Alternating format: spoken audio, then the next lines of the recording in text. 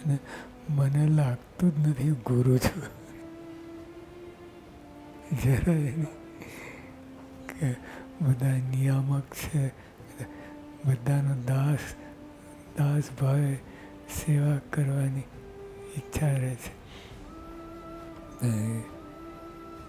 અને મનમાં તો રહે છે, ભલે આ ક્રિયામાં ન થાય દાસ પણ મનમાં તો રહે છે દાસનો દાસ છું અને મારા કરતાં બધા બીજા અધિક છે અને હું ન્યૂન છું એવું હંમેશા રહ્યા કરે છે.